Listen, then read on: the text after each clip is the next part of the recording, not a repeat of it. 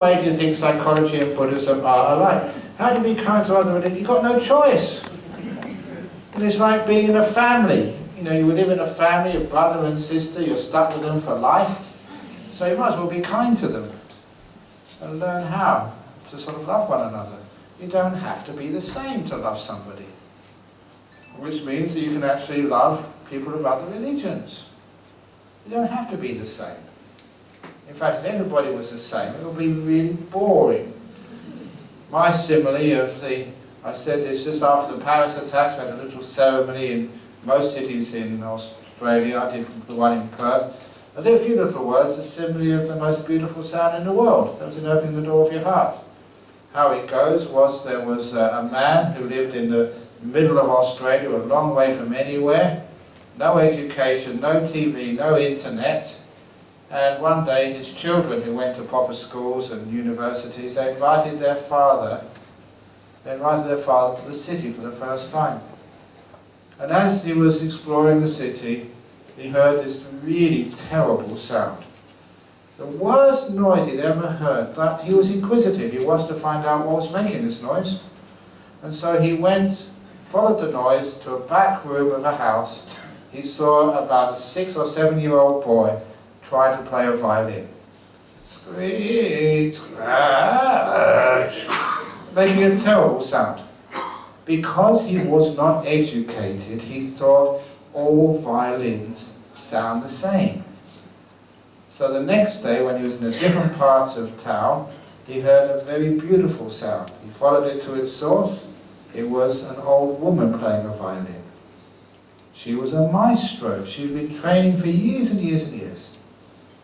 And he realized his mistake. It wasn't the violin's fault.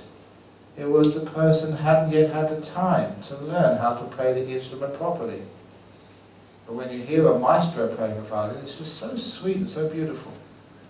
Then he thought, it's the same with religions. We can criticize this religion or that religion because many of the things we see are people who haven't learned the religion well yet. But the next day, he heard a sound which surpassed the maestro playing the violin. It was more beautiful than the sound of the mountain streams after a heavy rain. More beautiful than the sound of the wind in the trees in the forest. Even more delightful than the morning chorus of the birds when the sun comes up. It was the most beautiful sound he'd ever heard in his life. And what was it? It was the sound of an orchestra. And it was the most beautiful sound for two reasons. Firstly, every member of the orchestra had learned how to play their instrument like a maestro. And secondly, and most importantly, they'd all learned how to play together in harmony. What a beautiful sound that was. And he said to his children, what a wonderful thing it would be that people of all the different religions in the world and all the different sects of each religion all learn how to play their instruments like a maestro, and then learn how to play together in harmony. What a beautiful world that would be. So that is how we can deal with people of other faiths. Tell them, learn your faith well. I'll learn my faith well, and then we can play together in harmony. Would it be a good orchestra where we only have one instrument and 100 people playing the same instrument? And in what way do you think psychology and Buddhism are alike? Oh, Buddhism is a science that's been meditating on the mind for 2,500 years, and the things which we've discovered about how your mind works and all the strategies to end suffering in the mind is huge. And it's only recently that the Western psychology is tapping into that knowledge and wisdom. And in fact, this is absolutely true. Over in Perth, where I live, there's all these psychologists, all their practices and the therapists, they tell me we had to go to university to get the certificate to practice as a psychologist. But everything they actually do with their clients every day, they learn from me. The practical stuff they learn from Buddhism. That's why there's many courses in Buddhist psychology today. Dear Ajahn, like even like psychology of raising donations for the BGF. It's so easy to do. When was the last time I told the story of the suicidal spider? You know that one? Yes. Oh, okay. What about the monk who tried to hypnotise people? Okay, this is another way of...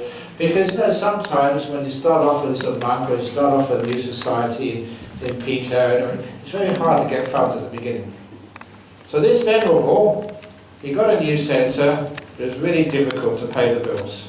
So he went to another senior venerable, a chief reverend. And he said, look, I'm really hard to pay the bills, what can I do? He said, very easy.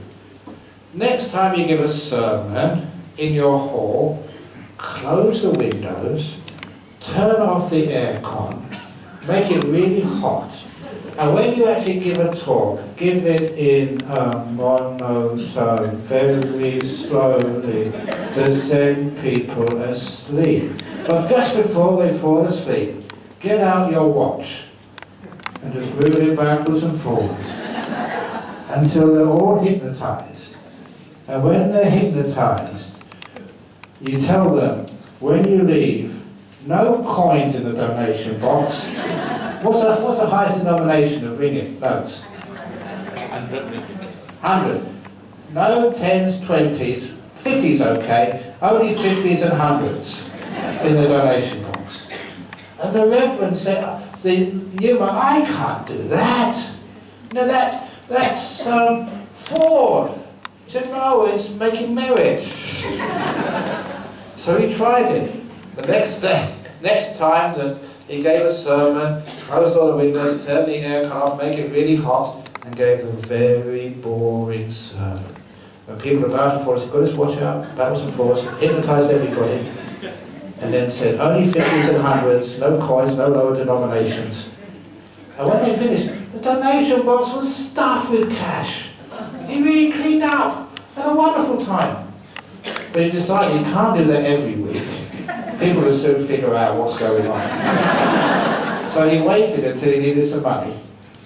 And when people came in, closed the windows, turned off the aircon, made it really hot, gave a very boring sermon. Got out his watch, and just hypnotised them, and he dropped his watch. When he dropped his watch, he said, oh shit.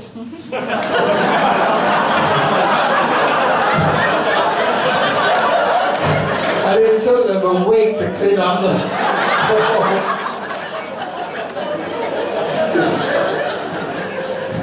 So please don't force Victor to try that trick. Anyway, I got some malaria one. How to share and teach other people. I don't know, already. Yeah, you prefer the front one. Okay, I've got it the wrong way around. Okay, these days. Okay.